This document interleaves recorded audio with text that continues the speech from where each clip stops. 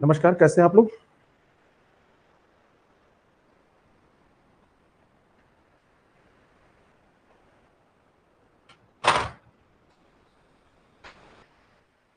आप सभी का मैं स्वागत करता हूं।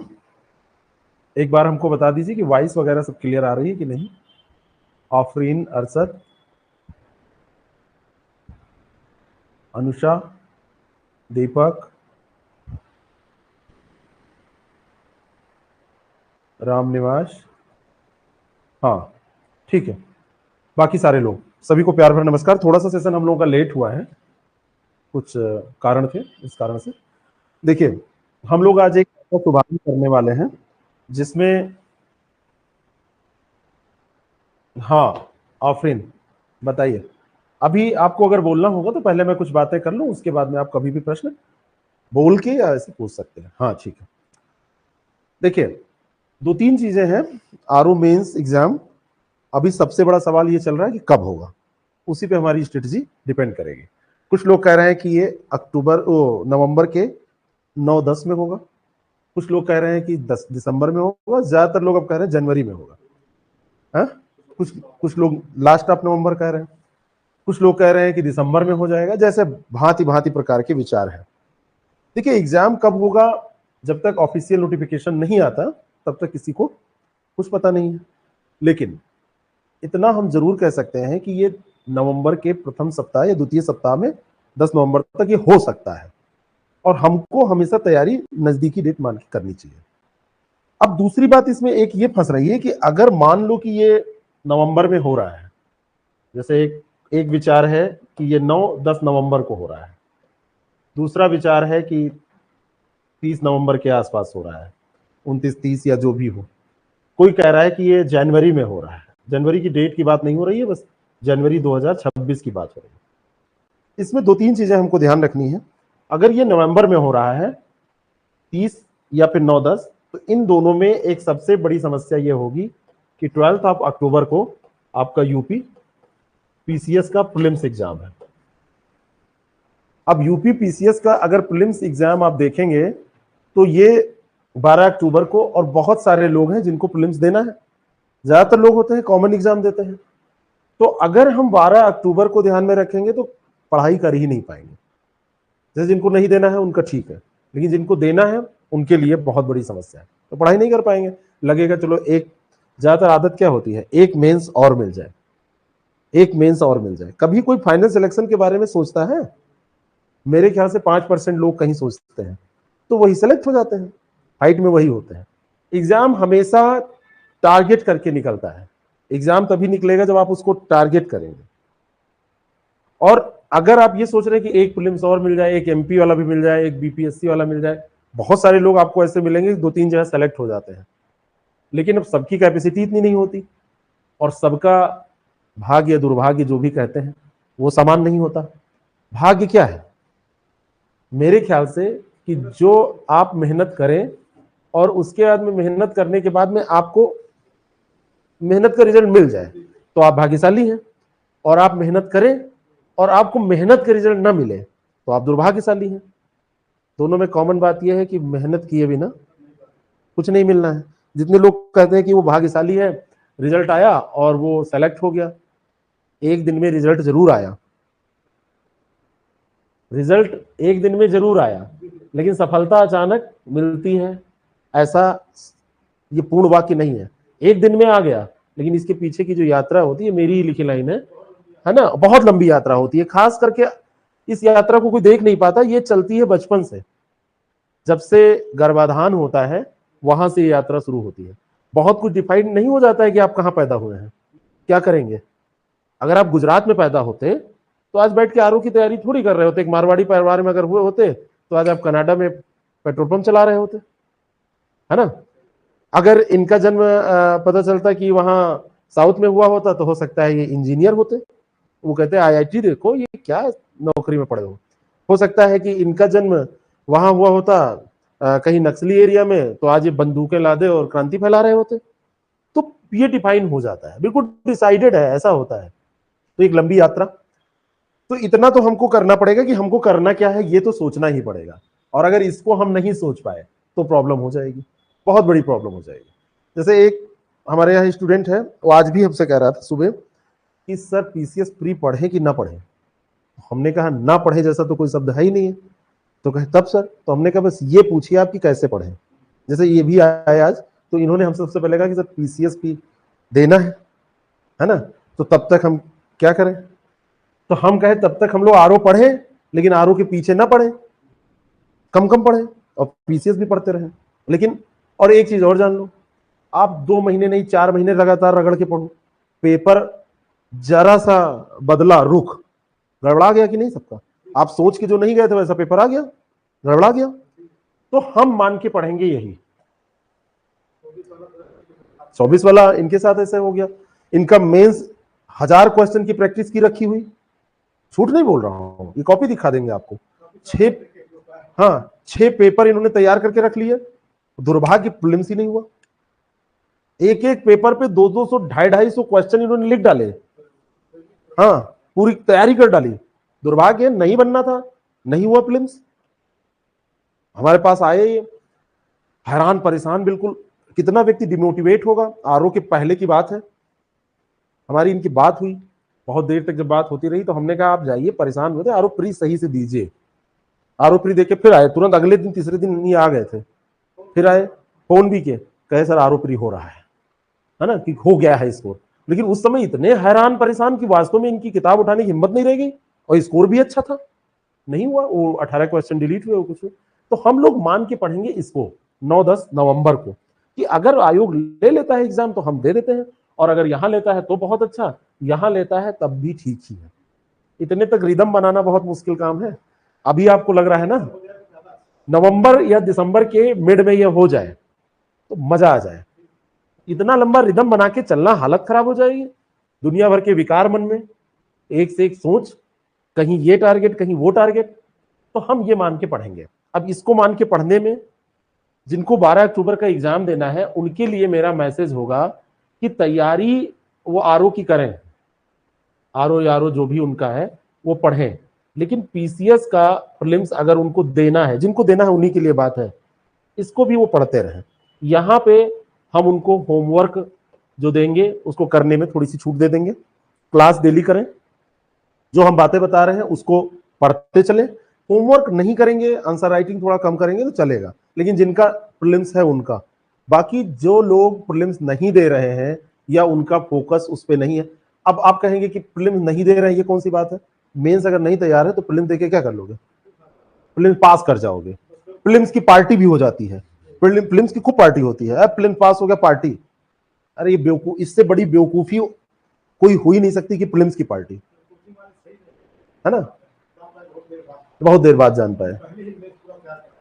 मेंस आपका अगर नहीं तैयार है तो आप प्रीलिम्स देखिए, नहीं 50 प्रीलिम्स पास कर जाओ और 50 मेंस भी लिख डालो, है ना। मेरा जो एक्सपीरियंस है वो आप लोगों के काम आ जाए, कहां कहां मैंने गलतियां की, कहां नहीं की, हो गई, कहां प्रयास किया तब भी सुधरी नहीं, बहुत सारी चीजें हैं। तो वो एक अलग की बात है, नहीं तो उसका कोई मतलब नहीं है। बहुत सारे प्रीलिम्स दिए, कभी कोई पेपर उठा के देखो, एको प्रीलिम्स आज तक फेल ही नहीं किया, जहां भी दे दिया हो ही गया, लेकिन मेंस नहीं दे पाए, पता चला कि टकरा गया। जैसे पहले हम भी यही करते थे कि चलो एक एमपी का भी दे देते हैं, चलो वो भी हो गया, राजस्थान भी दे देते हैं, वो भी हो गया, तो पता चला 3 एकदम से टकरा गए, 15 दिन के अंदर आ गए, है ना। कहीं कहीं ऐसा आयोग करता है वहां का मेंस यहाँ का प्रीलिम्स टकरा गया। तो हमको फोकस होना चाहिए। अब मान लो कि आप फोकस्ड हो गए तो इस पे बिल्कुल पूरा फोकस रहिए, और इस पे फोकस होने के साथ साथ इसको आप पढ़ते रहिए। अगर आपका मेंस तैयार है तो, मेंस नहीं तैयार है, मैं पढ़ने का मना नहीं कर रहा हूं, क्योंकि आपकी जिंदगी है, डिसीजन आपको लेना है। लेकिन अगर यहां प्रीलिम्स पास हो रहा है तो यहां मेंस अगर नहीं तैयार है तो यहां पर आप फोकस करके सिलेक्शन ले लीजिए। अगले साल अगर आपके पास अटेम्प्ट है तो हो जाएगा, और अटेम्प्ट नहीं भी है, मेंस नहीं तैयार है, तो यहां क्या कर लोगे आप, क्योंकि लोगों का मेंस तैयार है, लोगों का मेंस तैयार है और वो आपसे फाइट करेंगे। अब यहां पर हम मान लो आरओ को अपने करियर का आधार बनाते हैं, तो तैयारी का आधार क्या होना चाहिए। तो जाहिर सी बात है, सिलेबस बहुत छोटा है, इससे छोटा सिलेबस शायद कोई कॉम्पिटिटिव एग्जाम का हो, बीओ का भी इतना छोटा नहीं है, खंड शिक्षा अधिकारी का। मेरे ख्याल से यूपी ट्रिपल एससी के भी किसी एग्जाम का इतना छोटा सिलेबस नहीं है। हिंदी में 22 टॉपिक अन्य एग्जाम्स में, यहां पे कितने 5, मेंस में केवल 5। हिंदी का जो डिस्क्रिप्टिव पेपर है उसमें क्या 5 सवाल। पहला सवाल गद्यांश, दूसरा सवाल टेबुलर फॉर्म, तीसरा सवाल पत्र लेखन, चौथा सवाल शब्दावली, उसका तीसरा खंड मुहावरे, वो भी शब्दावली में ही आते हैं, और पांचवा सवाल कंप्यूटर। अब इतना छोटा अगर सिलेबस आप देखें तो किसी एग्जाम का आपको मिलेगा ही नहीं। इसमें क्या है, यही तो सिलेबस है। नहीं बता रहे हैं, ये इतना छोटा सिलेबस है कि लोग इसको बड़े हल्के में ले लेते हैं, है ना। इतना हल्के में ले लेते हैं कि लोग इसको पढ़ते ही नहीं है। लोगों को लगता है लेटर ही तो लिखना है, बचपन से लिखते आए हैं, लिख देंगे एक लेटर। टेबुलर फॉर्म में आपको बताऊं, लोग कहते हैं इसमें क्या करना है, क्रमांक, दिनांक, स्थान, प्रेषक प्रेषती, विषय एवं सबको रटा हुआ है। फट से ऐसे खींचेंगे और इसमें खींच के उन्होंने कॉलम बनाया और ऐसे लिख दिया, 0 नंबर मिल भी गए। 15 नंबर का सवाल है, आयोग को आप बेवकूफ समझ रहे हैं, वो 15 नंबर आपको बस ये खाना बनाने दे देगा। कैसे सोच लिया आप? आधे घंटे में कंप्रेहेंशन आप करते हो, जिसमें 21 में से 15 नंबर लाना मुश्किल हो जाता है। 21 नंबर का यह सवाल है और आप कैसे ऐसे सोच ले रहे हो कि 6 कॉलम बनाने का, खाना खींच के यहां विषय उतार देने का 15 नंबर मिल जाएगा? या फिर आयोग को आप अंडर एस्टिमेट कर रहे हो, या फिर आपको कोई समझ नहीं है? आयोग इतना बड़ा बेवकूफ है नहीं। इसमें 15 नंबर तो कभी मिलेगा नहीं, पहली लाइन ये आप नोट कर लीजिए। मैक्सिमम 11 से 12 नंबर मिलेगा, दूसरी लाइन ये नोट कर लीजिए। और 11 से 12 नंबर उसे मिलेगा जिसको इसकी बारीकियां पता होंगी, जो कि हम लोग सीखेंगे। यहां पे जो लोग विषय लिख के चले आते हैं वो 5th का बच्चा भी कर लेगा। लोग जो करते हैं, पहले सुनिए पूरा। तो अगर 5th का बच्चा भी कर लेगा तो आपसे क्या अपेक्षा की जा रही है, बात समझ रहे हैं? लोग विषय में विषय लिख के चले आते हैं, कहते हैं शॉर्ट में यही लिखना है। तो आप पहले मायने समझिए कि टेबुलर फॉर्म क्यों, और जब आपको समझ, जैसे मुहावरे क्यों, आपसे मैं पूछूं मुहावरे का क्या यूज, तो आप क्या बताएंगे?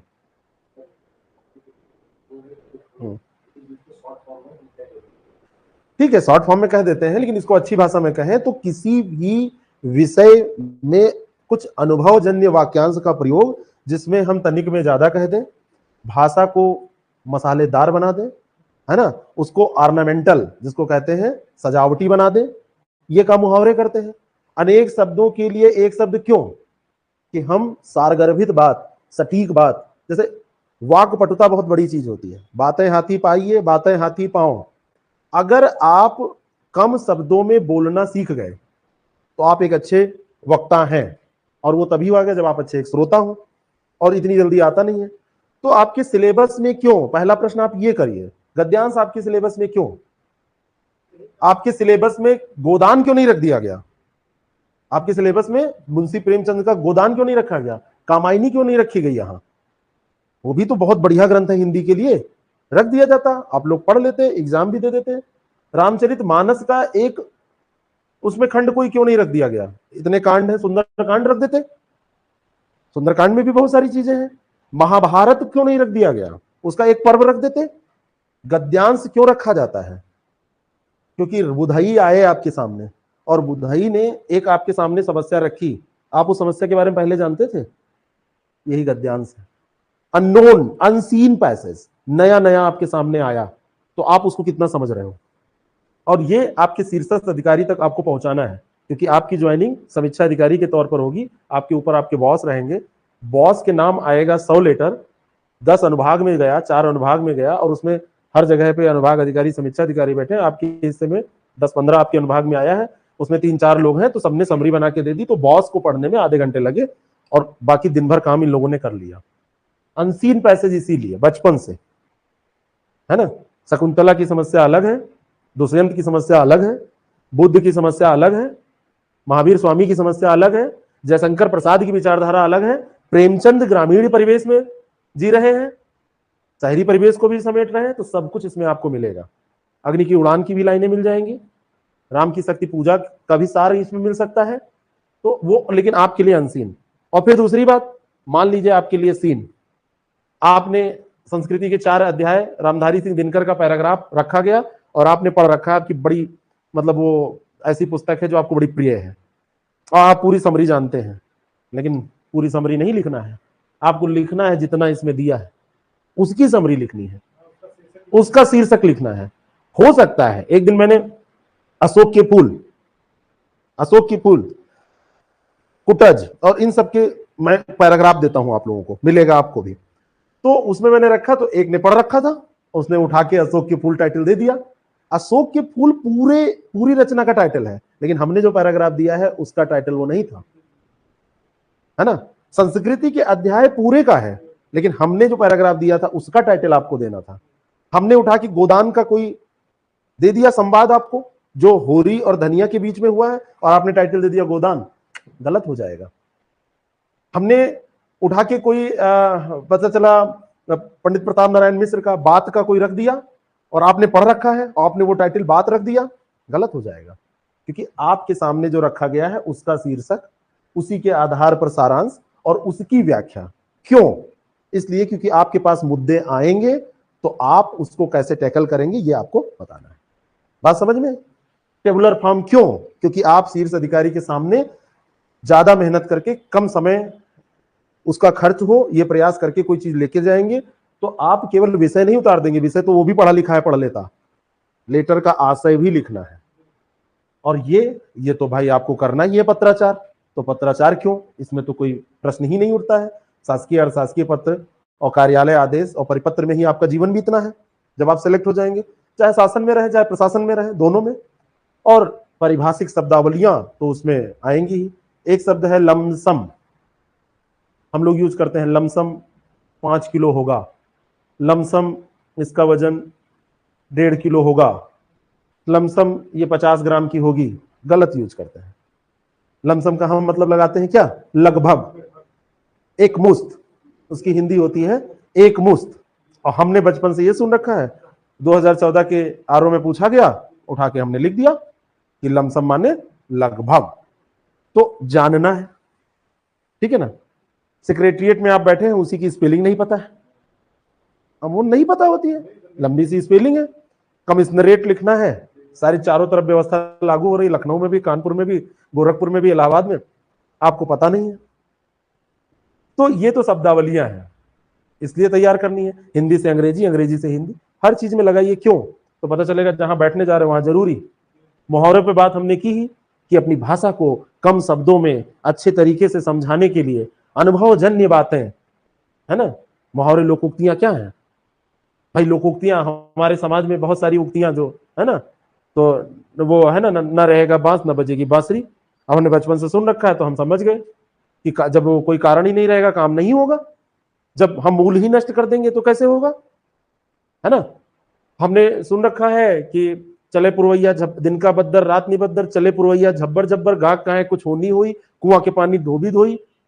तो हमको पता है कि सूखे का वर्णन गाक कभी ने किया है।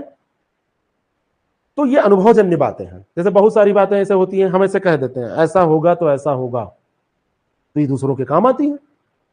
और कंप्यूटर क्यों? तो कंप्यूटर तो है ही है, जानना ही चाहिए। तो कंप्यूटर का विशेषज्ञ नहीं बनना है। आपसे पूछेगा ऑपरेटिंग सिस्टम किसे कहते हैं, आपसे पूछेगा मेमोरी कितने प्रकार की होती है, आपसे पूछ लेगा ऑपरेटिंग सिस्टम के नाम जरा बता दीजिए, वो आपसे पूछ लेगा स्थायी अस्थायी मेमोरी में अंतर बता दीजिए, यही तो पूछेगा। वो पूछ लेगा सिंपल से कंप्यूटर की विशेषताएं बताइए, और 2 नंबर में आपसे पूछ रहा है और आपके दिमाग में चल रही है 10 विशेषताएं, 2 नंबर में लिखना क्या है, 25 से 40 शब्दों में क्या लिखना है, समस्या है ना। इसलिए जो बात इन्होंने कही थी कि ये सिलेबस तो बहुत छोटा है, इसकी मुख्य परीक्षा की एक सबसे बड़ी विशेषता यह है कि इसका सिलेबस देखिए 120 नंबर ये, और यहां का सामान्य हिंदी का 60 नंबर ये आप पहले से पढ़ चुके हैं, इसमें पास हो रहे हैं, इसीलिए तैयारी करने आए हैं। बाकी केवल बचा 220, 120 का निबंध और 120 प्लस 100 कितना बचा? 220। इसी 220 की आपको तैयारी करनी है। अब इनकी बात पे आते हैं। इन्होंने कहा कि है बड़ा कठिन। आपसे मैंने अभी वहां बैठ के कहा था कि पीसीएस में 8 पेपर, मान लो हमारा हिंदी का पेपर गड़बड़ा गया, तो हमारा जीएस हिस्ट्री ज्योग्राफी अच्छी है, फर्स्ट पेपर में 5 नंबर 10 नंबर हमने लीड कर लिया, ज्यादा नहीं, 50 नंबर आप नहीं लीड कर पाएंगे। मान लो हमारा एथिक्स गड़बड़ा गया, तो हमने यूपी के छठे पेपर में 3 नंबर बढ़ा लिए, 4 नंबर, निबंध गड़बड़ाया तो हमारा तीसरा पेपर अच्छा हो गया। अब यहां 400 नंबर का पेपर है महाराज, तो इसमें आप क्या गड़बड़ाएगा और क्या संभलेगा। एक निबंध गड़बड़ाया, 4 वोकैब गलत हुए, आगे पेपर देने की कोई जरूरत नहीं है। जो सच बात मैं बता रहा हूं, बाकी छोड़ के नहीं आना है, मान लो गलत ही हो जाए तो एग्जाम देना है, लेकिन 4 वोकैब गलत होने के बाद 8 नंबर वैसे ही आप पीछे हो गए। अब आप निबंध कितना अच्छा लिखेंगे। निबंध का पेपर एक दिन होता है, इसमें जो पेपर होता है एक दिन आपका जीएस होगा, ठीक है, और जीएस के साथ हिंदी आलेखन ये दूसरी मीटिंग में होगा, ये फर्स्ट मीटिंग में होगा 9:30 से 12:30, ये होगा आपका 2 से 4:30, और इसी में हिंदी जो ऑब्जेक्टिव का पेपर है ये 4:30 से 5 बजे के बीच होगा, ठीक है। हाँ 30 मिनट का, 30 क्वेश्चन 30 मिनट। ये आपका है कितने नंबर का, 120 नंबर का, ये आपका है 100 नंबर का, और ये आपका है 60 नंबर का। अब यहां पे देखिए ये कितना हो गया, 280। 280 नंबर का एग्जाम एक दिन होगा, एक दिन। ये डे फर्स्ट है, एट द डे फर्स्ट, ये डे 1 है। अब डे 2 में आप आएंगे तो डे 2 में आपका एक ही दिन में क्या होगा, निबंध। निबंध केवल हिंदी में आप लिख सकते हैं, आप इसको कहिए हिंदी निबंध। सिलेबस में आपके ऐसे नहीं है, सिलेबस में हिंदी निबंध है। ये आपका 3 निबंध, 40 नंबर का एक, 120 नंबर का ये पेपर, यही टोटल 400 नंबर है। ये वाला पेपर आपको, ये एग्जाम चल रहा होगा, 4:15 बज रहे होंगे, ये पेपर आपको बांट दिया जाएगा, आप लिख रहे होंगे, आप पेपर लिख रहे हैं कौन सा, आलेखन वाला, आप कंप्यूटर के सवाल जल्दी जल्दी कर रहे हैं लास्ट में, या लेटर की ड्राफ्टिंग कर रहे हैं, और उसी समय आपके टेबल पे एक ओएमआर सीट सहित हिंदी का पेपर आएगा, ऑब्जेक्टिव हिंदी का, और फिर आपसे उसी में साइन कराया जाएगा। इसलिए कभी भी 3 घंटे मान के इसको मत चलिएगा, 10 मिनट इसमें चले जाते हैं, 170 मिनट से ज्यादा नहीं मिलते हैं। इन सब बातों पे कोई ध्यान नहीं देता है। जब आप घर पर अभ्यास करते हैं तो आप 180 मिनट मान के चलते हैं। इस पेपर के लिए आपके पास ज्यादा से ज्यादा 20 मिनट बचते हैं हिंदी वाले के लिए, इसीलिए कभी भी 60 में 60 नंबर नहीं आते हैं, हड़बड़ी में गड़बड़ी हो जाती है।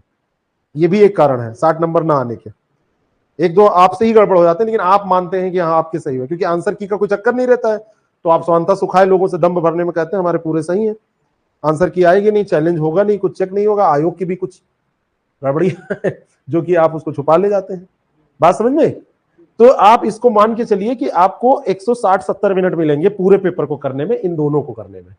यहाँ पे टाइमिंग आप 170 मिनट मैक्सिमम मानिएगा, इससे ज्यादा मत मानिएगा, 170 मिनट से ज्यादा मत मानिएगा। 10 मिनट साइन वाइन में चले जाते हैं, गोला वोला भरने में दुनिया भर का। ये इसका स्ट्रक्चर होता है। अब इसमें आपको गलती करने की गुंजाइश नहीं है, कोई गुंजाइश नहीं है। आप प्रीलिम्स पढ़ के आए हैं, इसका खूब रिवीजन करिए, हिंदी ऑब्जेक्टिव और जीएस ऑब्जेक्टिव का खूब रिवीजन करिए, और आलेखन निबंध पे काम करिए, पढ़िए, अभ्यास करिए, रटिए, भूलिए, फिर से पढ़िए, गलतियां सुधरवाइए, खुद सुधारिए, पूछिए, डिस्कशन करिए, तब जाके इस 220 नंबर में आप कितना पा पाएंगे, कितना पा पाएंगे, 150 नंबर मैक्सिमम 220 में। एक तरफ 70, एक तरफ 80, ये मैक्सिमम है, टॉपर के मार्क्स नहीं है, ये नॉर्मल व्यक्ति के मार्क्स नहीं है। और टॉप करना भी इसमें जरूरी है, सिलेक्शन जरूरी नहीं है। प्रमोशन आपको जल्दी मिलेगा अगर आप टॉपर लिस्ट में रहेंगे। मान लो आप आरओ हैं और सेक्शन ऑफिसर की पोस्ट आई, 80 पोस्ट है और उस बैच में 300 आरओ हैं, तो शुरू के 80 लोगों को पहले प्रमोशन दिया जाएगा। जो शुरू के 80 रैंकर है, वो कैटेगरी रैंक और दुनिया भर की वो बात की बात है, वो यहां पे हम कैलकुलेट करने नहीं जा रहे हैं। तो टॉप करना भी जरूरी है, अच्छी रैंक लाना भी जरूरी है, बात समझिएगा। तो केवल सिलेक्शन तो दिमाग से निकाल दीजिए, कभी केवल सिलेक्शन के बारे में सोचना ही नहीं चाहिए, हमेशा टॉप करने के बारे में सोचना चाहिए, सिलेक्शन हो जाना चाहिए, ठीक है। और तैयारी करते समय सबसे अच्छा तरीका है कि आपको कुछ सोचने नहीं चाहिए, आपको अच्छे से तैयारी करनी चाहिए, प्रेशर लेस होके। ज्यादा सोचेंगे, ज्यादा से ज्यादा मैं 5 मिनट में भी ये चीज सिद्ध कर सकता हूं। मैं आपके बारे में 50 शब्द लिखने कहूंगा और 5 बार बोलूंगा जल्दी लिख के दिखाओ। आप अपना नाम गलत तक लिख दोगे, अपने पिताजी का नाम इधर उधर कर दोगे, गांव इधर उधर कर दोगे, सब गड़बड़ा जाएगा, सही से नहीं लिख पाओगे। और मैं कहूंगा कि ठीक है जरा तफरी कैसे करते हुए पूछो, तो आप इतनी बढ़िया बढ़िया बातें बताओगे जो आपके 3 पीढ़ी के लोग नहीं जानते होंगे, वो आपको याद आ जाएगी कि फलाने दादा ने हमको बताया था।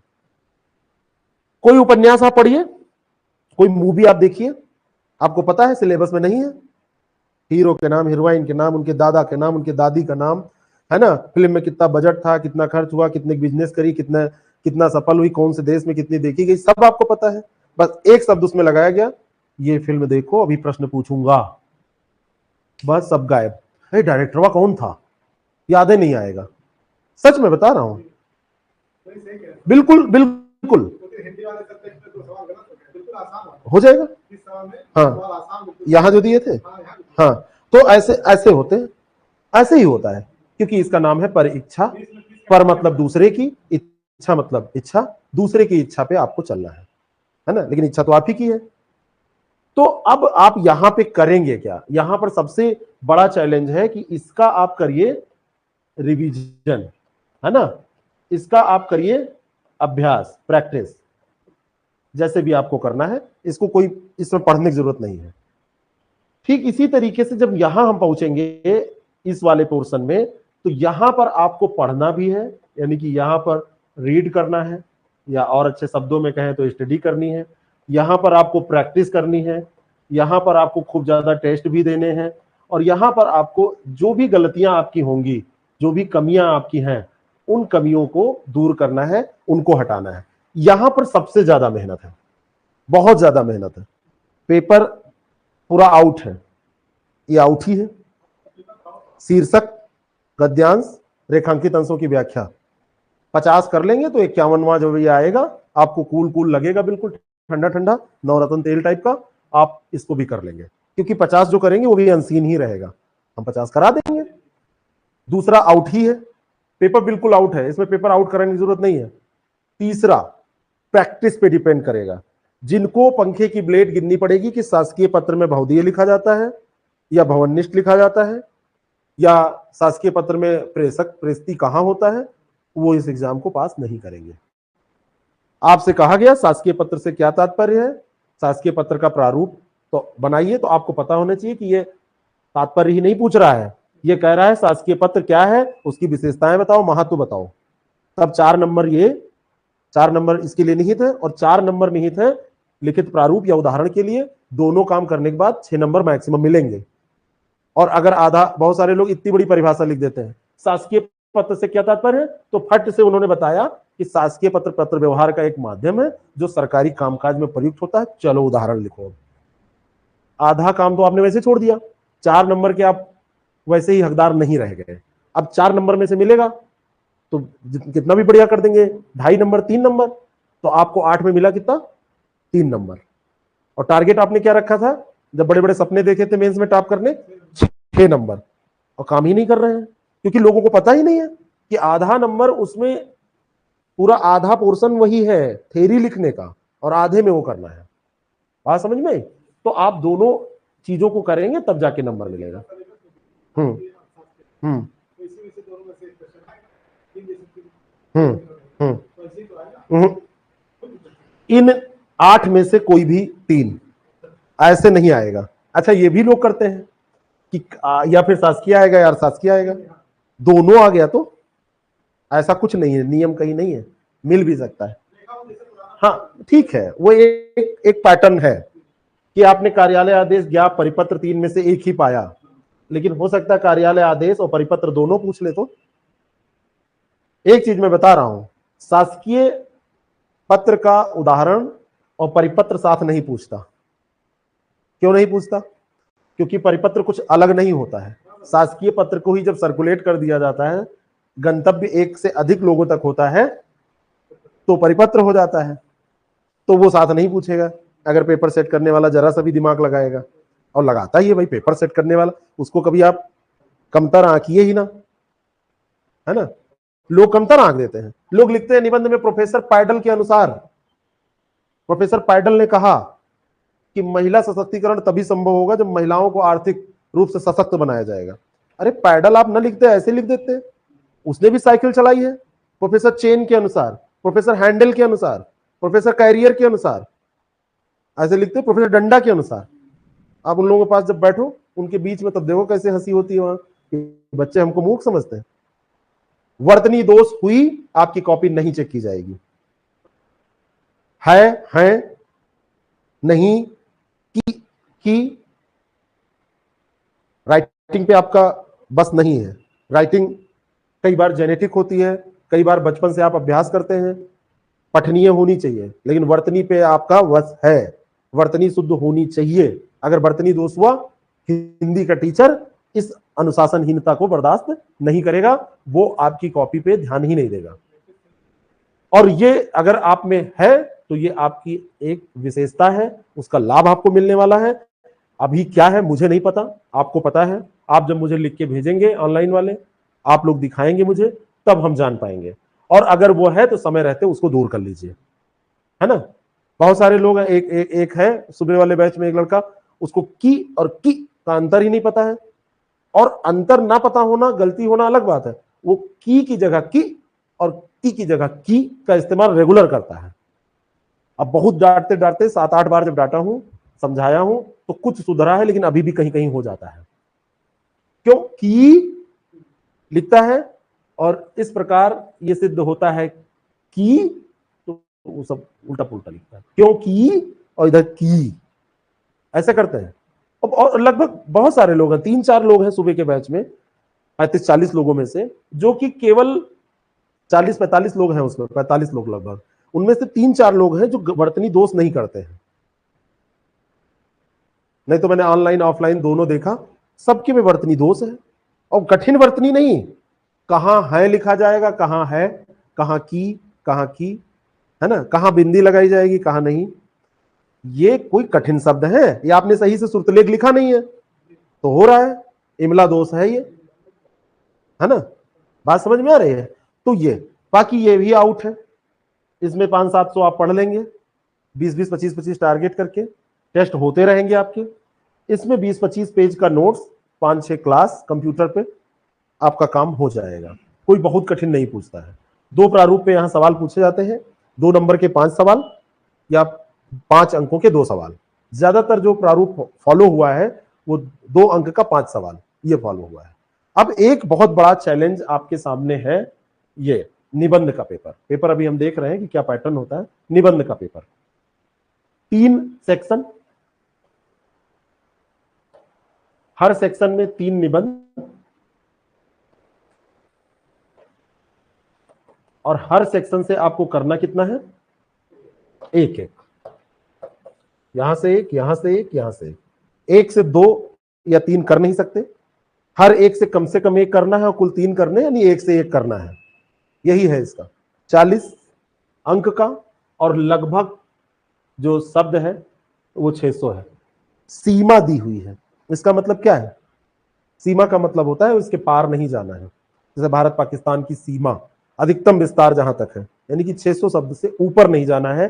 अगर आप सक्षम हैं 590 में बात कहने तो ठीक है, 610-5 हो जाते हैं तो ठीक है, 800 शब्द 700 शब्द नहीं लिखने हैं। यहां पर भी कम शब्दों में पूरी बात कहने का प्रयास आप करिए, तभी आप सफल होंगे। अरे वो निबंध में किसी किताब को पढ़ना नहीं है, निबंध की किताब नहीं पढ़नी है। अगर मेरे नाम की भी कल कोई किताब आपको मिल जाए मार्केट में कि 25 बहुत अच्छे निबंध, तो उसको भी मत खरीदिएगा, मत पढ़िएगा, क्योंकि उसमें भी मैं टोटल केवल बेवकूफ बनाऊंगा आपको। हर किताब पे 20-25 रुपया कमाने का मेरा उद्देश्य है, मैं उसको कमाऊंगा बस, और उसमें कुछ नहीं है। एक जापानीज कहावत है कि मछली पकड़ के देने से अच्छा है मछली पकड़ना सिखा देना। निबंध मैं मानता हूं कि आपको मैं लिखना अगर कुछ सिखा पाया, जो भी सिखा पाया, वो आप पे डिपेंड करेगा कि आप क्या सीख पाते हैं, वही आपके काम आने वाला है। अगर आप मार्केट की किसी किताब से उतार कर निबंध लिख देंगे, कहीं से कॉपी करके लिख देंगे, कॉपी आपकी ठीक ही ठाक चेक होती है। इतने आप सौभाग्यशाली नहीं है कि कॉपी खराब चेक होके आपको नंबर अच्छे मिल जाए। कॉपी खराब चेक होके नंबर खराब मिल सकते हैं, लेकिन कॉपी खराब चेक होके नंबर अच्छे नहीं मिल सकते, इतने सौभाग्यशाली आप नहीं हैं। ठीक है, वो सब बात ही नहीं करेंगे हम लोग, वो मतलब है ही नहीं है, वो स्तर ही नहीं है। आप अगर 5th के विद्यार्थी होते तो मैं आपको निबंध की क्लास न देता, आपको 10 निबंध देता, उसी में से कहता कि 3 आ जाएंगे। लेकिन आप क्योंकि 5th की क्लास बहुत पहले छोड़ चुके हैं तो उसको भूल जाइए, उस निबंध को भी भूल जाइए जो मार्केट में है। आप लिखना सीखिए। पढ़ना क्या है? कंटेंट निकालना है। जनसत्ता पढ़ लीजिए, किसी भी पेपर का आर्टिकल काम का लगे, रिलेवेंसी होनी चाहिए, उसको पढ़ लीजिए। कहीं कोई किताब आपके पास रखी है, उसमें कोट वगैरह दिए हैं, कुछ आंकड़ेबाजी की गई है, उसको निकाल लीजिए। मैं किताब की बुराई नहीं कर रहा हूं, उसमें से आपको जिस्ट निकालना पड़ेगा। कोट निकाल लीजिए, विचार निकाल लीजिए, ये सारे काम कर लीजिए, उसको नोट कर लीजिए, अपनी भाषा में उसको लिखिए। ठीक है, लेकिन ये काम आप अगर बहुत करने पे तुलेंगे तो आपका समय बहुत बर्बाद होगा, इसलिए हम लोग ये काम कर देंगे, आप लोग बस उसको सेट करेंगे। अब इसमें 3 में से किया क्या जाए कि तीनों हम तैयार करें तब एक लिखें, या फिर कोई एक तैयार करें, या फिर 2 तैयार करें। एक तैयार करने में रिस्क है, तीनों तैयार करने में बेवकूफी है, तो हम बीच का रास्ता मध्यम मार्ग बुद्ध वाला चुनेंगे, है ना। 2 तैयार करेंगे। यहां से हम कोई 2, ये ले लिया, यहां से ये ले लिया, और यहां से ये ले लिया। हमारे पास टॉपिक तैयार होंगे 6, लिखना होगा 3 टॉपिक में। 6 टॉपिक तैयार होंगे, लेकिन 6 टॉपिक का मतलब 6 निबंध नहीं है। हो सकता है महिला पर 4 निबंध, हो सकता है साहित्य संस्कृति पर 3 निबंध, हो सकता है एग्रीकल्चर पर 3 डायमेंशन। तो निबंध होंगे 20-22, और उसमें से लिखने होंगे 3। बाद में उसको हम महिला पे बाद में निबंध वाले उसमें सेकंड में उसको डिसाइड करेंगे। अभी हम केवल स्ट्रेटजी पे बात कर रहे हैं। ठीक है, अभी निबंध की क्लास जब होगी तो उसमें हम लोग देखेंगे। इनका प्रश्न यह है कि बहुत सारे लोग महिला पे लिखते हैं, सब लोग लिखते हैं, बहुत सारे लोग साहित्य एवं संस्कृति पे लिखते हैं, समाज पे लिखते हैं, जनरलाइज हो जाता है। तो अलग रखने के लिए हम टॉपिक ही क्यों ना चुन लें। ठीक है ना। अब मैं बता रहा हूं, यहां से कपूरथला जाना है, 2-3 रास्ते हैं, एक इधर से जा सकते हैं, एक इधर से जा सकते हैं, एक थोड़ा लंबा है, एक थोड़ा छोटा है, रास्ता यही पहुंचा सकता है। लेकिन आपको मन किया कि ना इससे ना इससे ना इससे, बिल्डिंग से छलांग मार दी आपने, है ना, और उड़ते हुए जाना चाह रहे हैं, मारा दौड़ के इधर से जनगणना भवन से गिर गए इसी जगह। मतलब ऐसा टॉपिक चुन लिया कि 50 शब्द लिखने के बाद धराशायी, उससे अच्छा है महिला पे लिख देते। कंटेंट अच्छा होगा तो महिला वाले निबंध में कहीं नोट नहीं लगा होता है, इसको लिखने पे नंबर 15 पहले ही कट जाएंगे। लिखा है कहीं? ऐसा कोई नोट्स कहीं नहीं है। लोग कहते हैं बाढ़ सुखप लिखने में नंबर नहीं मिलेगा, कहीं लिखा है कि पहला अगर चुना तो नंबर कम मिलेंगे? ये आप पहले से ही वो कर लीजिए, सोच लीजिए तब चुनिए। और इसको अगर लिखा तो 15 नंबर ज्यादा मिलेंगे। कोई नोट आयोग ने नहीं लगाया है ऐसा, कोई स्टार। हम कह रहे हैं लिखो, अच्छा लिखो, है ना, लिखो अच्छा लिखो, है ना। कंटेंट में दम हो, बिना पढ़े निबंध चेक नहीं होगा, पढ़ के ही चेक होगा। और आपने कुछ अच्छे विचार रख दिए हैं, बांध दिया है, अपनी बातों को स्पष्ट कर दिया है, नंबर मिलेंगे। क्योंकि कहीं लिखा नहीं है कि नंबर नहीं मिलेगा। और काट लेंगे तो कहां जाएंगे, कोर्ट है ना। लेकिन आपके में इतनी क्षमता होनी चाहिए कि आप चैलेंज कर सको। आप पहले से ही पता है कि हमने खराब लिखा है, तो चैलेंज क्या करोगे, कैसे आप चैलेंज करोगे, है ना, नहीं कर पाओगे। तो जो आप लिखो उसको थोड़ा दमदार लिखो, लगे कि आपने बांधा है, समा बांध दिया, है ना। है? तो इसीलिए तो मैं हूं, जब बंद नहीं पा रहा है तो इसीलिए मैं हूं, बाकी मेरी कोई उपयोगिता नहीं है। बैल की तरह आपको मेहनत करनी है, कोल्हू की बैल की तरह आपको पिसना है। मैं तो यहां लेक्चर देके निकल जाऊंगा, मेरी बात सुनिए, मैं लेक्चर देके निकल जाऊंगा, लिख के आपको लाना है। मैं आप जो 3 घंटे में लिखोगे मैं 3 मिनट में चेक कर दूंगा, पूरा पढ़ूंगा एक एक लाइन, तब 3 मिनट लगेगा, है ना। और जितना मैं ये सब बताऊंगा 50 रुपए की किताब में आपको मिल जाएगा। लेकिन आप 50 रुपए की किताब से हो सकता है 7-8 साल पढ़े, हमारे साथ हो सकता है इसी साल। भाई इतना अंतर है ना, इतना अंतर है केवल, बाकी कुछ नहीं। ये सब कुछ है थोड़ी ना। हाँ, तो इसीलिए तो मैं हूं, जब समा न बंधे महफिल न मिले तो मेरे पास आ जाओ, है ना। हम समा बांधेंगे, महफिल प्रोवाइड कराएंगे, 2-4-10 लोगों का ग्रुप होगा, आपस में डिस्कशन होगा, कुछ मैं बताऊंगा, कुछ ये आपको बताएंगे, कुछ आप इनको बताएंगे, एक दूसरे से प्रेरित होंगे, प्रेरित करेंगे। कंपटीशन करने के लिए बहुत सारे लोग हैं, यहाँ वालों पे एक माहौल अच्छा भी है ना, जरूरी है। तो इस तरीके से ये हो जाएगा। बात समझ में आ रही है? तो यहां पर ये स्ट्रेटजी हमारी रहेगी, टारगेट यहां पर रहेगा 80 नंबर। 80 तब आएगा जब 3 में 25 से ऊपर मिले, तभी तो। या एक में आपको मिल गया 30 नंबर, 2 में 25-25, ऐसा भी होता है। एक में 24, एक में 27, एक में 31, 80 क्रॉस कर गया, है ना। 7 4 11 12 82 हो गया। तो ये लाना है, तो ये लाना मुंह से बोल देने से नहीं होगा। सबसे आसान होता है सपने देखना, उससे थोड़ा सा कठिन होता है सपने देखने के बाद में संसाधन को जुटाना, उससे थोड़ा सा कठिन होता है उसकी प्लानिंग करना, और सबसे कठिन होता है उस प्लानिंग को अंजाम देना। जस्ट बाहर निकलेंगे, इधर एक को लगा हुआ है, और यही कोई कर नहीं पाता। पहला दूसरा स्टेप सब लोग कर लेते हैं, तीसरे स्टेप पे आते आते ज्यादा 1-2% लोग बचते हैं, उसी में से सिलेक्शन होता है, जो सच बात है। अब उसमें कभी खामी रह जाती है, आप प्रयास करते हैं तभी भी रह जाती है। No knowledge, no confusion. पहली सिगरेट की फूंक मारने में जो कॉन्फिडेंस होता है लोगों को, घर के 50 मीटर दूरी पे पान की दुकान, वहां से सिगरेट लेते हैं और फूंक मार देते हैं, क्योंकि उस समय लोगों को यह लगता है कोई नहीं देख रहा है। लेकिन इत्तेफाकवश ऐसा एक दिन हो गया कि ये पी भी नहीं रहा था, लेने जा रहा था, और तब तक इनके पापा के दोस्त के एक परिचित थे, वो उनके यहाँ बर्थडे पार्टी में मिले थे, तो उनके मौसा मिल गए। अब वो देख लिए, अगले दिन से इसकी हिम्मत नहीं पड़ेगी, तो 5 किलोमीटर दूर गए आपकी बार कस लगाने के लिए। यही हाल यहां होता है। पहली बार जब आप लिखते हैं तो आपके प्रेशर नहीं होता है ना। एक घटना मैं बताता हूं, हमारे यहाँ रिलेशन में शादी थी, मेरे एक भैया हैं रिलेशन में, उनका लड़का छोटा था, वो बार बार मना कर रहे थे कि तू वहां डांस मत कर, चोट लग जाएगी, बड़े बड़े लोग कूद रहे हैं। वो छोटा था, 7-8 साल का था, और खूब डांस कर रहा है, वो उसमें डांस चल रहा है। कई बार मना किए, हम लोग खड़े हैं उसी जगह बात कर रहे हैं, वो डांस कर रहा है। कई बार खींच खांच के लाए, फिर वो डांस कर रहा है, ये यहां से आंख दिखा रहे हैं, निकलो इधर। उस बच्चे ने इतना बढ़िया उदाहरण एक मतलब दिया, मैं सोचता रहता हूं, बार बार उसके ऊपर प्रेशर पड़े और वो डांस ही ना कर पाए।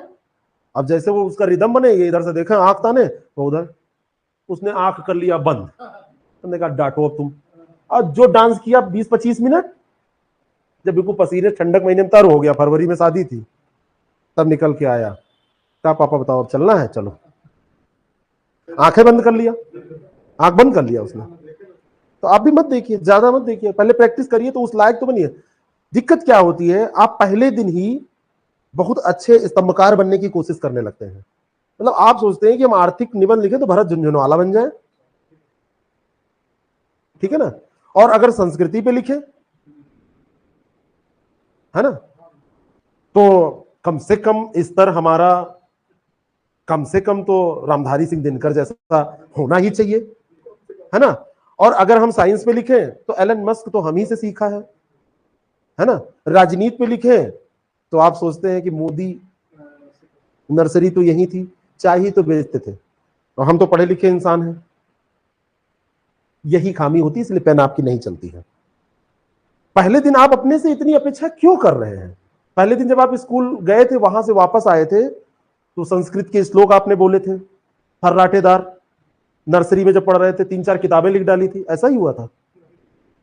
वहां पढ़ाया गया ए, और जब घर पे आके मम्मी पूछी बेटा क्या पढ़ के आए थे, मुंह बना लिए थे, कुछ नहीं पता था। तो अभी आप बहुत बड़े नहीं हो गए हैं। सेपियंस का जो विकास क्रम रहा है वो हजारों वर्षों का है। उसमें आपने 3 दिन पढ़ने में खर्च किए, और आप सोचने लगे कि आप, मनुष्य को खड़े होके चलने में कई सौ साल लग गए, कई सौ साल लग गए। चीजों को पकड़ने में कई हजार साल लगे, तब वो सही से होल्ड कर पाया। और अभी भी डेवलपमेंट में है, ये डेवलपिंग उसमें चल रहा है। हर पीढ़ी हमारी आगे आने वाली स्मार्ट हो रही है। हम लोग बचपन में भोंदू हुआ करते थे। अब जरा 1.5 साल के बच्चे से आप बात करके देखिए, मोबाइल दीजिए, 1.5 साल का बच्चा अभी बोलना सीख रहा है, और फोन लेगा, वो यहां पे टच करेगा, वो यहां पे, उसको पता है कि लॉक यहां से खुलता है। स्मार्ट हो रही है पीढ़ी। आप अपने को ज्यादा स्मार्ट मान रहे हैं, इसलिए समस्या हो रही है। पहले दिन आप कुछ भी लिखिए, पहला निबंध, आप पहले दिन, आपसे आज 2 लोगों से 3 लोगों से मुलाकात हुई है, पहले दिन ये क्यों सोच रहे हैं कि कल से हम लोग ऐसे दोस्त बन जाएंगे कि बिना एक दूसरे के खाना नहीं खाएंगे, बिना एक दूसरे के मार्केट नहीं जाएंगे। ऐसा आज संभव हो पाएगा? नहीं हो पाएगा। लेकिन हो सकता है 1 महीने बाद आप दो लोगों की दोस्ती इतनी अच्छी हो जाए कि बचपन से कोई दोस्त ऐसा मिला नहीं था। लेकिन 1 महीने प्यार का पहला खत लिखने में वक्त तो लगता है ना? वक्त तो लगता है ना? हर चीज में पानी हो, टेम्परेचर हो, हवा हो, सड़ी गली पत्तियां हो, और लाके ढेर कर दिया जाए, मिट्टी बन जाएगी क्या? सबसे महत्वपूर्ण कारक है टाइम। महीने, 2 महीने, 3 महीने का टाइम हो, तब खाद पानी बन के वो मिट्टी उर्वरता लाएगी ना। आप कैसे सोच लेते हैं कि हम एक आर्टिकल पढ़े, एक आर्टिकल इधर से पढ़े, फिर निकाले, फिर एक निबंध लिखे और उसमें गुड मिला? आपका कॉन्सेप्ट ही गलत है। आप सोचते ही गलत है। आपने टारगेट ही गलत सेट किया है। आप ऐसे कैसे सोच लेते हैं कि मोहल्ले में 2 चुनाव हारने वाला पार्षद अचानक प्रधानमंत्री बन जाएगा? नहीं होगा ना। आज स्कूल गया बच्चा परसों पीएचडी करके निकल जाएगा। तो आप अपने से क्यों अपेक्षा करते हैं? यही गलत अपेक्षा है। आप अपने को बहुत ज्यादा, आप जब पढ़ते हैं तो अपने को मानते हैं स्वामी विवेकानंद, मैंने एक बार पढ़ लिया, सब मुझे याद हो गया, घंटा याद हुआ है, कुछ नहीं याद हुआ है। आप गलत अपेक्षाएं पाले हुए हैं और गलत तरीके से अपने को जज कर रहे हैं, है ना। एक तो हमेशा जज मत करिए, ना खुद को ना दूसरे को, और दूसरों को कर लेंगे यार चल जाएगा, मजा ले लीजिए, अपने को डेली जज मत करिए। यार आप मशीन थोड़ी ना है जो रोड टेस्टिंग चल रही है, उसकी दवा थोड़ी ना है कोई लैब में बनने वाली। बात समझ में आ रही है? थोड़ा सा अपने को वक्त दीजिए, पढ़िए, महीने 2 महीने लिखिए, उसके बाद में ना आए तब सोचा जाएगा, तब रटाया जाएगा, कूट कूट के भरा जाएगा। बात समझ में? तो ये पोर्शन केवल हेजिटेशन के कारण नहीं हो पाता है।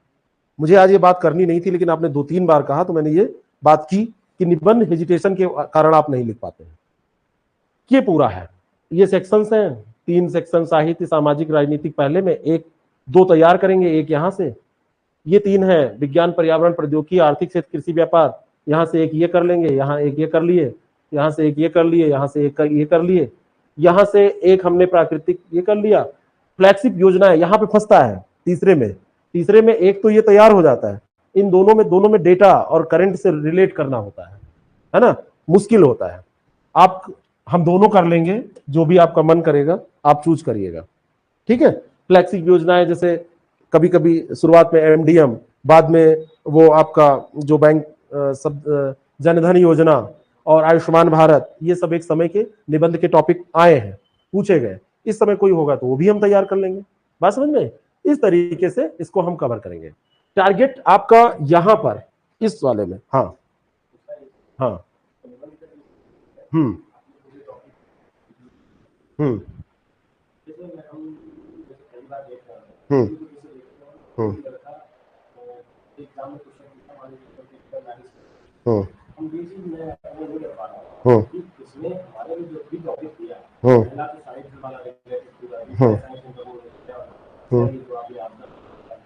हम्म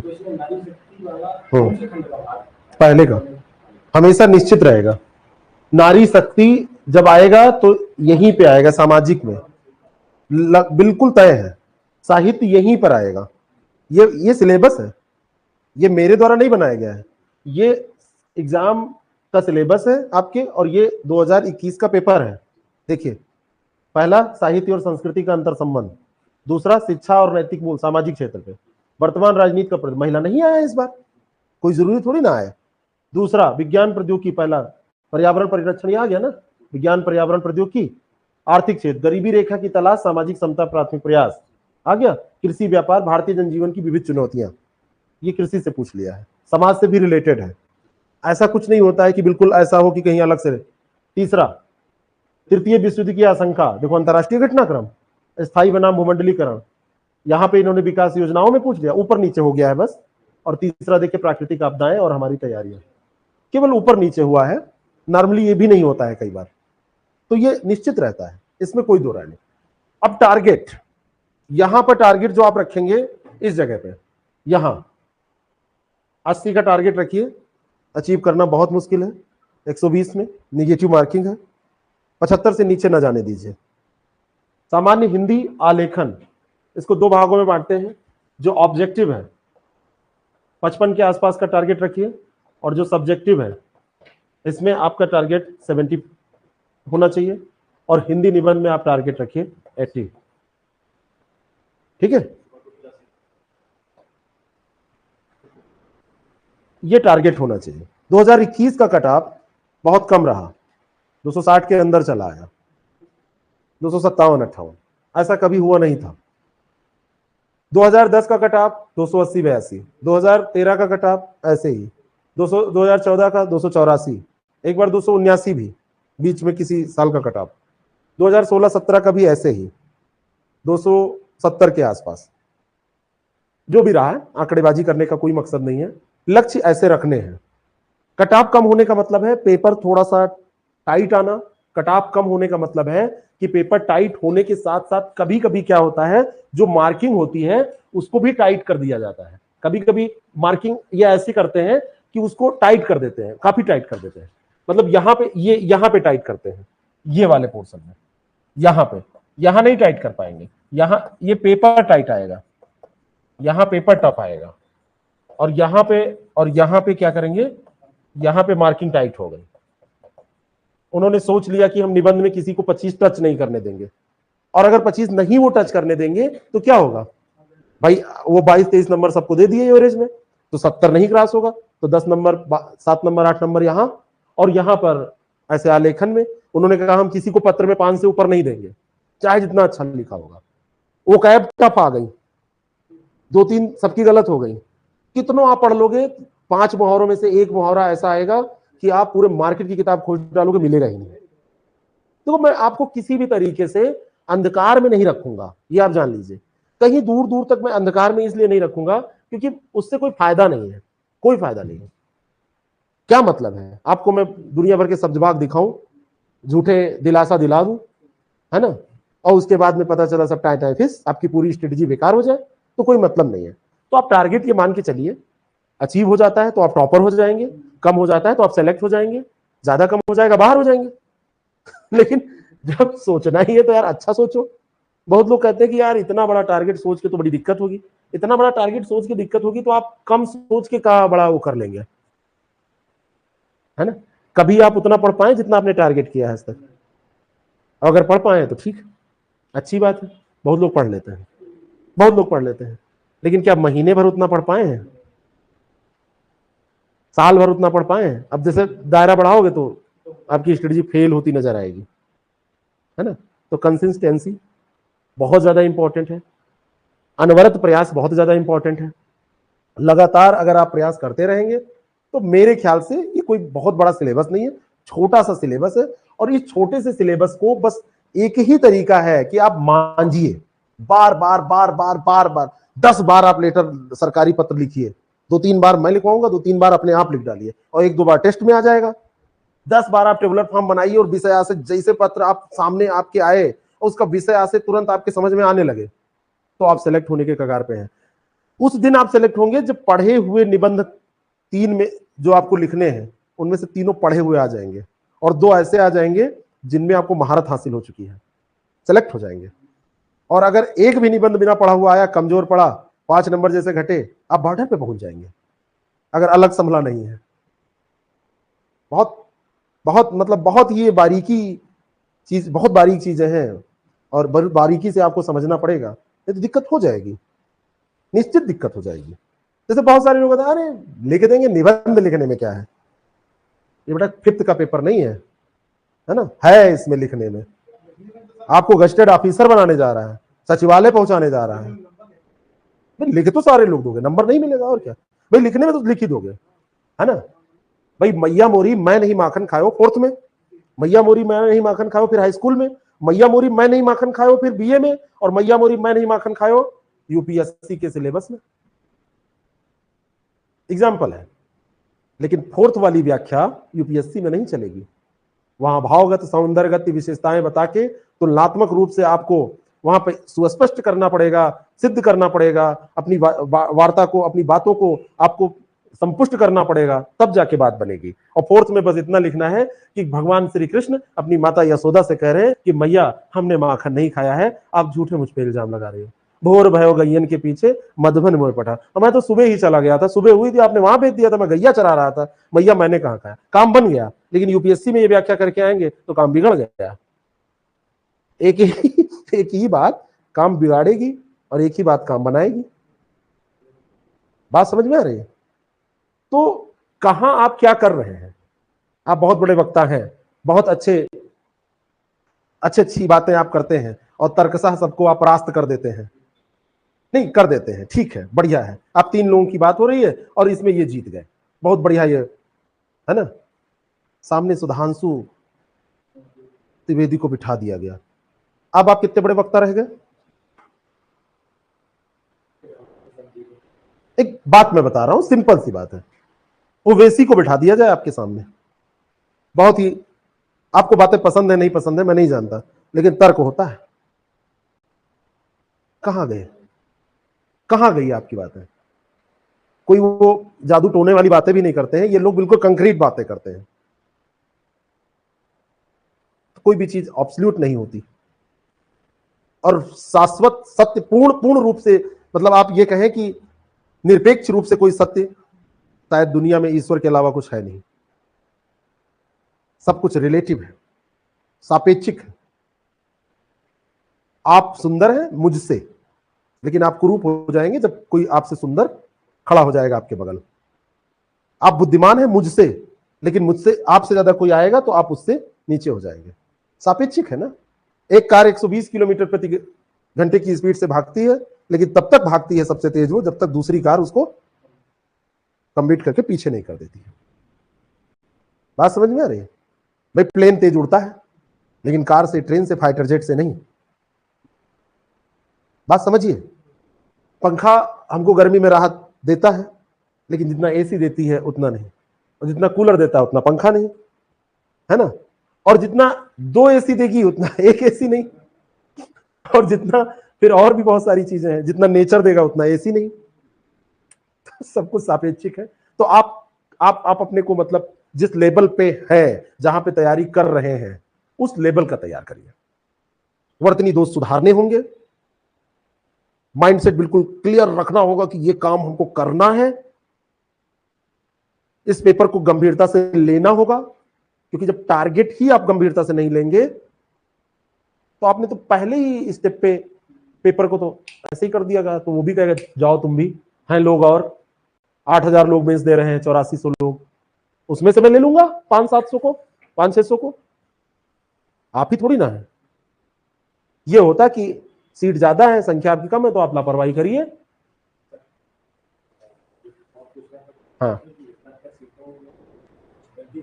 हाँ, सीटों में सुनने में यह आ रहा है कि 560 के आसपास सीटें हो गई हैं, लेकिन अंतिम रूप से इसकी पुष्टि तभी होगी जब परिणाम आपके सामने होगा कितनी सीटों पे आया, और ये हर बार का है, ये कोई पहले से घोषणा नहीं होती है। इन्होंने पूछा कि सीटों में वृद्धि हुई है कि नहीं, तो सुनने में तो यही आ रहा है। आपने भी सुना, हमने भी वही सुना है। मेरा ऐसा कोई सोर्स नहीं है जो मैं अंदर से इसे निकाल के खींच के लाऊं तो ये देखो, ऐसा कुछ होता नहीं है किसी के पास।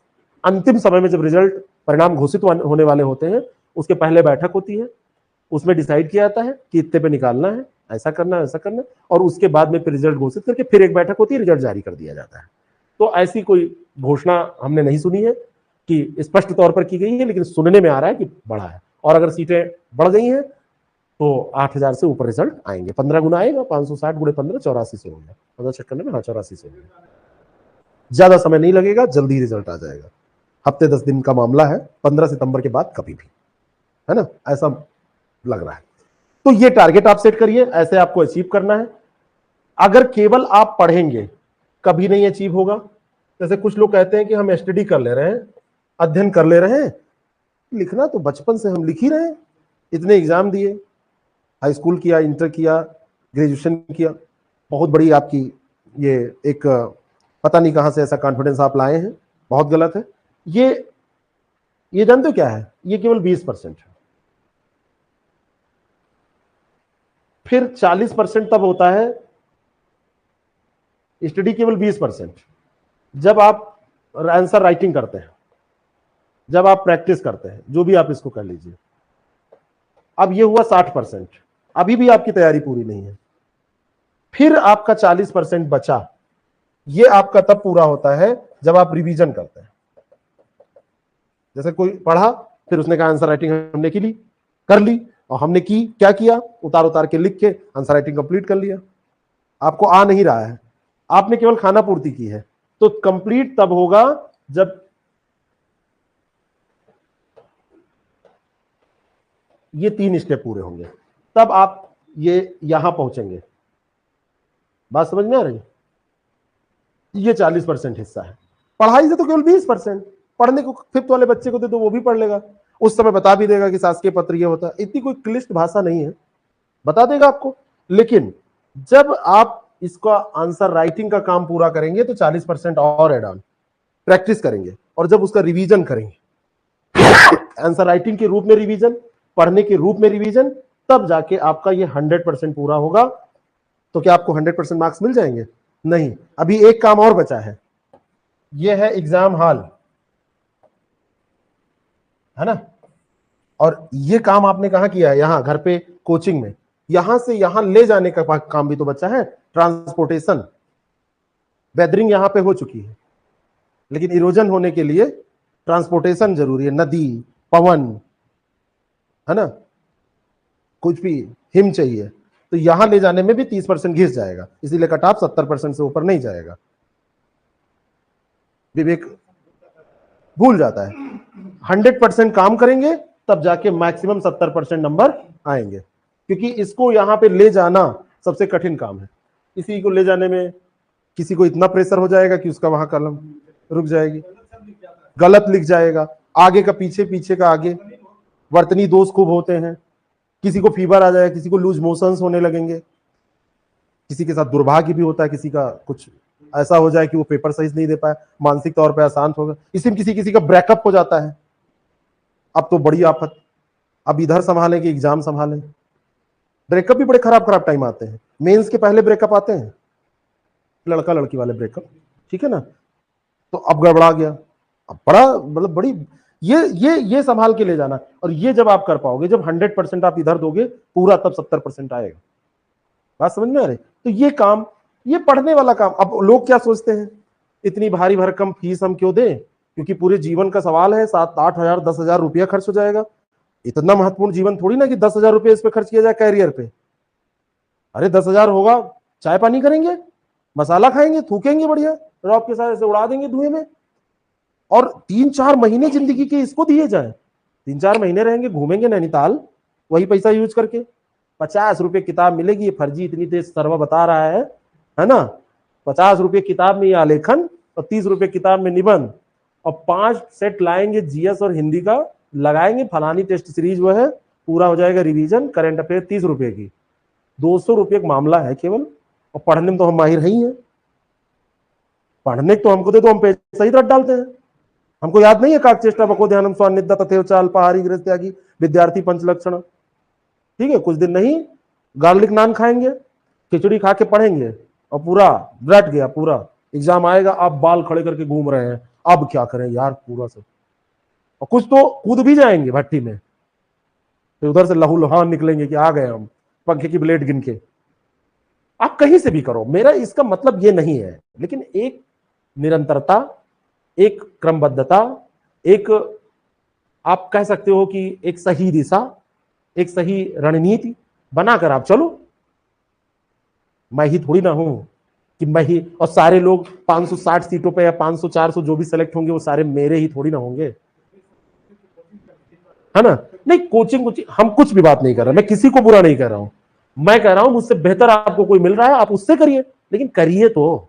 आप अपने आप कर सकते हैं, आप अपने आप करिए, लेकिन करिए। मुख्य उद्देश्य क्या है? करना। मुख्य उद्देश्य ये नहीं है कि बस हमारा एडमिशन हो जाए, हमको कुछ मिल जाए। आप हमको दोगे, उससे हमारा कोई वो थोड़ी ना, लाइफ मेरी थोड़ी ना बन जाएगी, बात ठीक है। लेकिन आप दोगे तो आपकी लाइफ बन सकती है। 10,000 में हो सकता है मैक्सिमम हमारी लाइफ ना बने, हो सकता है हमारे पे कोई अंतर ना पड़े, देने न देने दोनों से, लेकिन आपकी अगर बन सकती है तो आप क्यों ना करो, कहीं भी जाके, है ना। 3 महीने देने से आप मेरे पास रहोगे तो मुझे ठीक है, एक लोग हमको और मिल जाएंगे जिनसे मैं कभी हालचाल ले सकता हूं, या कभी गया बांधा तो इनको फोन कर लिया, इलाहाबाद गया तो इनसे बता दिया, आपकी तरफ गया तो आपसे कह दिया। ये जीवन में हो सकता है कभी अवसर ना आए, लेकिन 3 महीने आपको खर्च करने को मिल रहे हैं और उससे आप लखनऊ ही आ जाए, तो वो मेरे लिए और आपके लिए, दोनों के लिए बड़ी अच्छी बात होगी। तो आप करो, कैसे करना है आप डिसाइड करो, कहां से करना है आप डिसाइड करो, किस तरीके से पढ़ना है आप डिसाइड करो। हम आपको ये जितने काम करने हैं, इसमें हम स्टडी के लिए क्लास दे देंगे, यहाँ पे हम मटेरियल दे देंगे, है ना, ये हम आपको करवा देंगे, ये करवा देंगे, इसके लिए आपको होमवर्क दे दे के करवा देंगे, यही तो करेंगे। अब आपने बिल्कुल ठान ही लिया है कि हमको नहीं करना है। ज्यादातर लोग यहीं रह जाते हैं, पीडीएफ की बहार है ना, उसी की मारामार है। टेलीग्राम पे आप सर्च करो, आपको 1000 पीडीएफ मिलेंगे। कहीं पे भी आप वेबसाइट पे जाओ, आपको लेटर मिल जाएगा, सब सर्कुलेट हो रहा है ना, मिल जाएगा आपको, आप उसको पढ़ लो, तैयार कर लो, कर पाओ तो। वो तो ये है, हिम्मत की बात है कि आप कर पाओ तो। आप समुद्र में बीचों बीच खड़े हुए हैं, चारों तरफ पीडीएफ भरे हुए हैं, आपको कुछ नहीं चाहिए, उसी में से एक पीडीएफ आपको दिया गया और कहा गया पियो, प्यास लगी है, मतलब पानी चारों तरफ। पक्का बता रहा हूं, बिस्लरी के अलावा और कुछ याद नहीं आएगा उस समय। बिस्लरी, किनले और हिमालय, यही याद आएगा। आप कहेंगे यार किसी तरीके से कोई 50 की जगह 200 ले लेता, आप बस एक गिलास पानी दे देता कहीं, क्योंकि गला सूखा जा रहा है और वो खारा पानी पिया नहीं जा सकता। अरे आप शहर में ही घूम रहे हैं, समुद्र तो बड़ी बात है। प्यास लग गई तो इस समय कहीं नल नहीं है जो आप पी ले, अगर पी ले तो डेंगू मलेरिया का न्योता है, समझ रहे हैं? वही बात है, डिसाइड आप करिए कि कैसे करना है। हम आपके साथ हैं, हम इस रूप में साथ हैं, यहां पर आपको क्लास और मटेरियल देने के, यहां पर आपको डेली प्रैक्टिस कराने के, और यहां पर आपको रिवीजन कराने के, जो कमियां हैं उनको दूर करने के। नेक्स्ट क्लास जो हमारी होगी उसमें हम पढ़ना शुरू कर देंगे, स्ट्रेटेजी नहीं। हाँ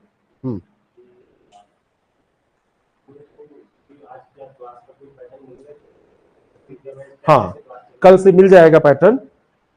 हफ्ते में शुरुआत में हम 2 हफ्ते, ये नोट कर लीजिए आप, ये मिल भी जाएगा आपको, सब लोग ये जान लें, शुरुआती 2 हफ्तों तक हम डेली क्लास करेंगे, जब मैं उपलब्ध हूं तो। भाई मैं कहीं नहीं हूं तो वो अलग बात है, नहीं तो शुरुआती 2 हफ्तों तक 6 दिन जो वर्किंग होते हैं उसमें डेली क्लास होगी। आप मिलेंगे हमसे तो क्लास होगी। क्यों नहीं, बात बता रहा हूं। टेस्ट किसका? जब कुछ पढ़ा दे तब।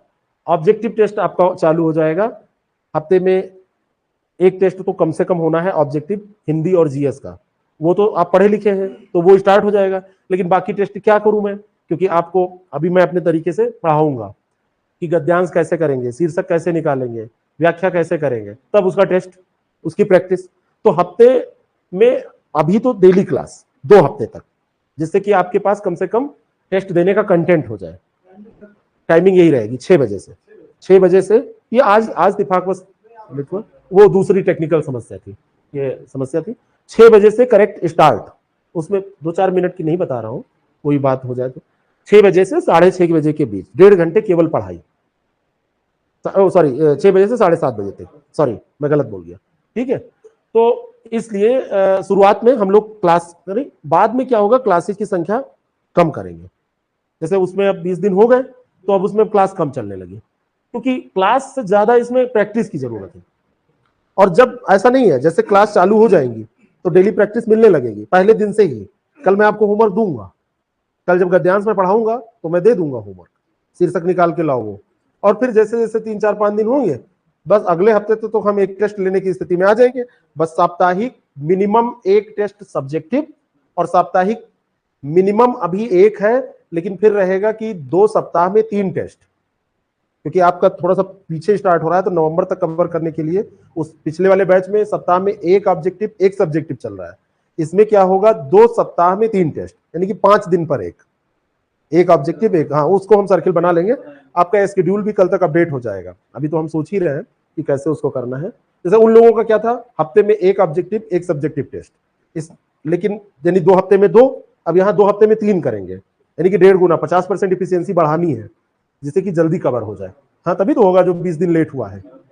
हम्म हम्म दोनों। मैं 1 घंटे उसमें लेता था क्लास एवरेज में, यहाँ 1.5 कर दिया। वहां पे 2 हफ्ते में 2 क्लास, 2 टेस्ट होते थे। 2 हफ्ते इसलिए बोल रहा हूं कि वो बता सकूं, यानी हफ्ते में 1 होता था, 2 हफ्ते में 2 होते थे। यहाँ 2 हफ्ते में 3 हो जाएंगे, तो 50% सब बढ़ा देंगे। हाँ हाँ, बढ़ा देंगे। और बाकी प्रैक्टिस होती है, और बहुत कुछ बंध के नहीं चलेंगे। अब हम पता चला पढ़ा रहे हैं, अब एक क्वेश्चन आपने पूछ लिया, तो ये कहां लिखा है कि 1 घंटे 30 मिनट में क्लास खत्म? 1 घंटे 40 हो सकती है। काम हो गया तो 1 घंटे 20 मिनट में हो जाएगी। हाँ। हम्म हम्म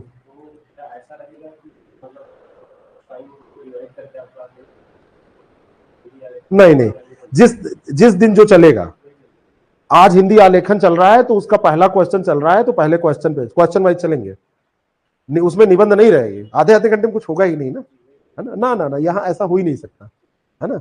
जिस दिन जो रहेगा वो ही रहेगा। हाँ, हफ्ते में 2-3 दिन आलेखन पे, 1-2 दिन निबंध पे, ऐसे करके हम लोग करेंगे। कल हमारी जो क्लास होगी उसमें पहले क्वेश्चन पे हमारी चर्चा होगी, शीर्षक कैसे निकालें, सारांश कैसे लिखें। इसके आगे हम बढ़ ही नहीं पाएंगे, अभी हम रेखांकित अंशों की व्याख्या पे पहुंच ही नहीं पाएंगे।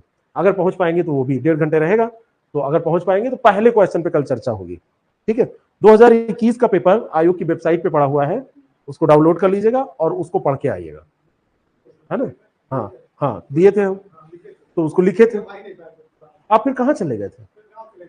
चलिए अब आइए, अब तो यहाँ है, अब आइए। हाँ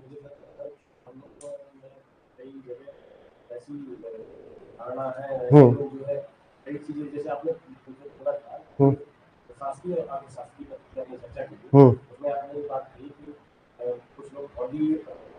हम्म तो ये इनका प्रश्न है कि शासकीय और शासकीय पत्र में मैंने बीच में बोल दिया था भौदीय और भावनिष्ठ। शासकीय पत्र में भौदीय ही लिखा जाएगा। अर्धशासकीय पत्र थोड़ा सा जो होता है वो कैसा होता है, औपचारिक होता है कि अनौपचारिक होता है? अनौपचारिकता होती है उसमें, व्यक्तिगत प्रकार का होता है, तो वहां पे भावनिष्ठ, ससम्मान, प्रिय श्री, ये सब में डिस्कशन होगा, इसमें एक एक क्लासेज होंगी। हाँ हाँ हाँ, नहीं कोई दिक्कत नहीं, इस पे तो इतनी क्लासेस क्लियर कट होंगी, आपने की भी हैं, कि आपका कोई भी कुछ कहीं दूर दूर तक रह ही नहीं जाएगा। हाँ, कहीं दूर दूर तक रह ही नहीं जाएगा, कहीं कोई कंफ्यूजन नहीं रह जाएगा, आपको फिर इधर उधर भटकने की जरूरत नहीं पड़ेगी। बस फर्स्ट एंड लास्ट ये क्लास होगी, फर्स्ट एंड लास्ट क्लास होगी, कंटेंट होगा, फिर आप क्या कर पाते हैं ये आगे की बात है, ये तो आपको करना पड़ेगा। लेकिन उसमें फिर कोई कंफ्यूजन नहीं कि भावदीय लिखना है कि भावनिष्ठ लिखना, कहां पे सेवा में, कहां पे पत्रांक, कहां पे संलग्नक, कहां पे, ये सब फिर कोई मुद्दा नहीं रह जाएगा। आप फिर आए किस लिए हैं, है ना? हाँ, यूट्यूब पे पड़ी भी है क्लासेस, है ना? यूट्यूब पे पड़ी हुई है, उसको देख सकते हैं। खैर आप देखने की जरूरत नहीं है, तो आज से कल से स्टार्ट ही हो जाएगा, तो कल मिलते हैं। Thank you so much.